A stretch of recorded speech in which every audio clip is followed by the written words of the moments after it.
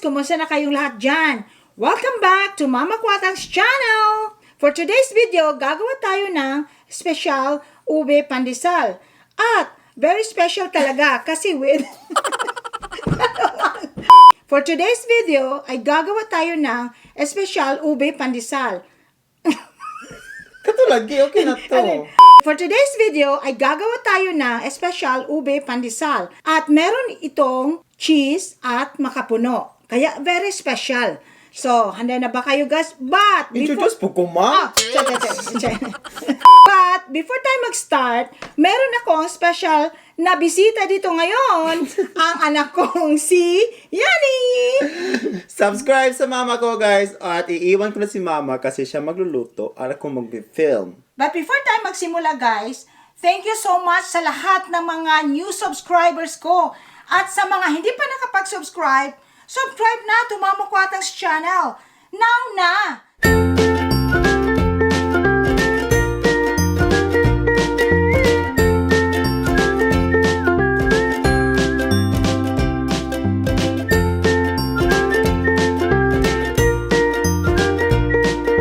Ito na guys, magsisimula na tayo sa pagluluto ng special ube pandesal. At saka don't worry guys kasi ipa-flash din sa screen na makikita nyo lahat ng mga exact measurement ng ingredients natin. So dito meron tayong all-purpose flour, powdered milk, powdered ube, and then makapuno of course, and the cheese, and then 1 egg, and then a packet of instant yeast. May yeast tayo dito, and then sugar, and then may milk, may salt, and then sugar, and then butter, and then oil later for gagamitin natin yan mamaya. Okay, so pag i-start natin guys ay papatubuin muna natin itong yeast natin. Lalagyan natin ng sugar, and then lukewarm water. Hindi naman siya malamig at saka hindi masyadong mainit. Lukewarm lang. Lukewarm water, hindi masyadong mainit guys ha. Para namang maging active yung yeast natin. I-set aside muna natin yan at hintayin natin na mag-rise up. Next is the milk mixture. So, sa half cup of evaporated milk, ay lalagyan ko ng half teaspoon of salt. Okay? And then, ilalagay ko dito sa mug. And then, another for the 2 tablespoons of sugar, and then the melted butter, the 1 1/2 tablespoons of butter. Sabi ko melted pero ano yan, pero tumigas na guys. Uy, kasi malamig na kami, mas no na dito. And then after this, ilalagay lang natin for 3 seconds sa microwave. Ito na guys, tapos ko na nilagay sa microwave. Pero madali lang ha, huwag masyadong patagalin sa microwave. Nilagay ko ng about 30 seconds lang. Set aside muna natin yan. So, ito na. So, punta na tayo dito sa, ito na yung flour. Ito guys ay 1 cup all-purpose flour ang ginamit ko. And then, lalagyan natin ng 1/2 of tablespoons of powdered milk. Yeah, alam mo guys, talagang nag-viral itong ube pandesal. So, kaya talagang nag-decide ako na talagang maggagawa. At saka, ang dami ding nag-aabang. Yan, okay, na-mix na yung powdered milk at saka sa flour. Kumusta naman yung apron mo, ma? Oo nga pala guys, itong apron ko, tingnan nyo. Wow! Kasi, alam ko, Paskong Pasko na. Malapit, nag-countdown na nga dyan sa Pilipinas at dito din sa amin, sa Canada. At saka, ayun naman na tayong mga Pilipino, mahilig tayong magluto. At mahilig din tayong kumain. Diba? Okay. Ito na guys, yung yeast mixture natin ay, umalsa na. Ito, nag-rise up na siya, no? So, ilalagay na natin itong egg. 1 egg natin. Naku, almost 1 month na pala tayo guys. Is coming Monday. Ang na natin, 1 month anniversary. Kaya I'm so excited na talagang very inspired ako in every video na gagawin ko. Ilalagay ko na itong mixture natin sa yeast. Okay. Ano ba yan, guys? Yes? Yes? Yes. Pasensyaan nyo, guys, ha. Medyo nag-ano na yung dila ko. At first, 1 cup of all-purpose flour lang yung nilagay ko. But later, meron akong hinanda ditong half cup of flour para pang dagdag natin during na magmamasa na tayo. So, ito. And then, the milk mixture kanina na nilagay ko sa microwave. So, ilalagay na natin. So, excited na ba kayo, guys, to celebrate Christmas?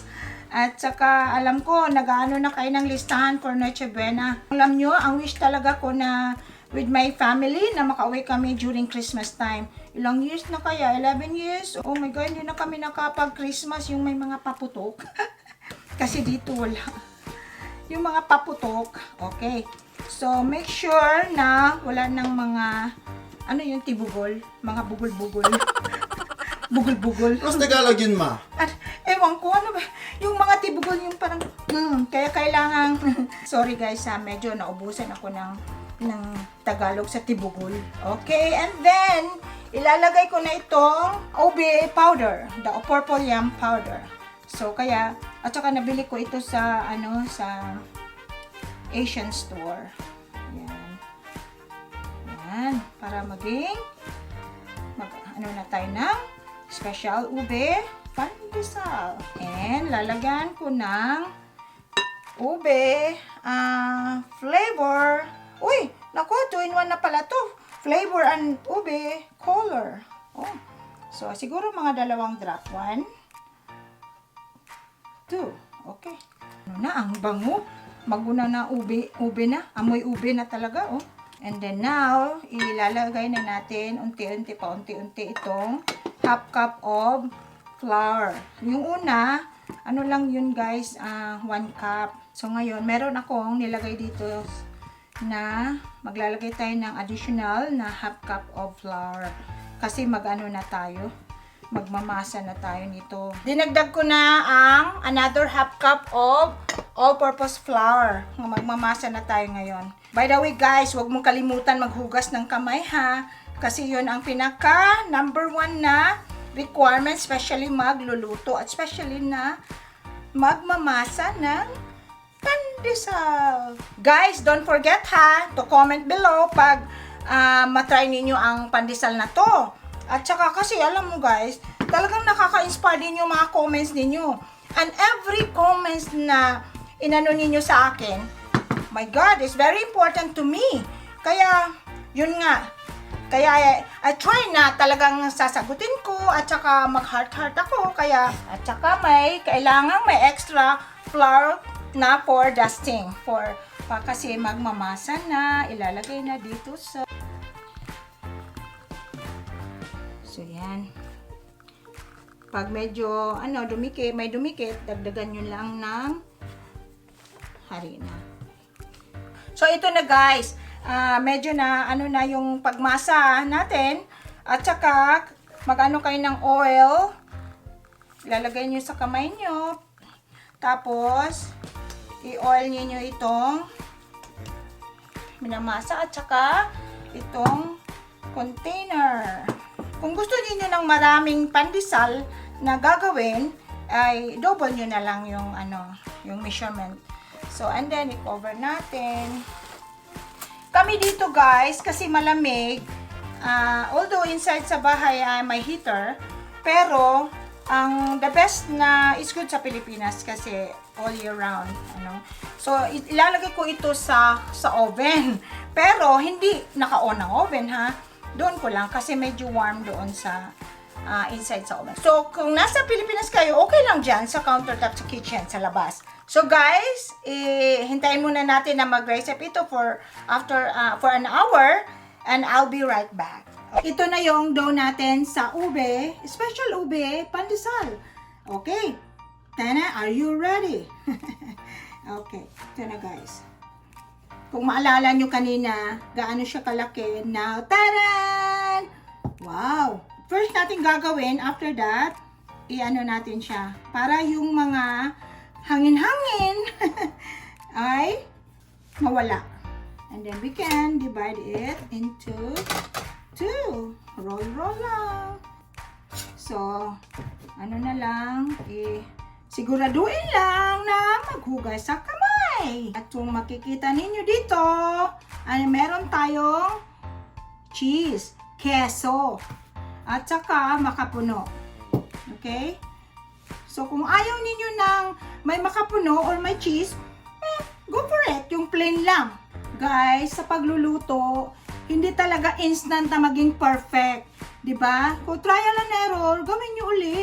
Then wag ma-discourage. Don't quit. Don't you quit. Yun sa makasabihan pa na, if you like to rest, okay. So tapos na yung ilang pirasong cheese. So, ngayon, ang makapuno na naman. Ito na guys. I-dip natin dito sa breadcrumbs. Or budburan natin ng breadcrumbs. Okay? So, yan. Pero kung gusto ninyong gagawa at magluto ng marami, kasi marami kayo sa family, double nyo na lang ang recipe. Ito na guys. Ready for baking na. So, i-bake natin ito at 350 degree Fahrenheit, 10 to 20 minutes. Bantayan nyo na lang. Pero pag gusto niyo talagang medyo brownish siya or ganyan, 20 minutes. Pero, pwede ng 10 to 15, ganyan. So, basta bantayan nyo lang. At saka, ito, yun na, makikita ninyo, meron tayong walang palaman, meron tayong makapuno, at saka dito, cheese. Ito guys, ready for baking na. Pero, i-rest muna natin for another 20 minutes. Okay? Para, yan, makarest yung dough natin. And then after, i-bake ko na for 350 degree Fahrenheit and about 10 to 20 minutes. So, pero bantayan nyo lang. 15 minutes luto na to. Okay? So, see you. I'll be back. Ito na guys. Ang bango. After 15 minutes, luto na ang pandesal. Kasi, yun na guys, dito, tingnan nyo na brownish na yung ano niya. Tasting time! Okay guys, watch out sa channel ng anak ko.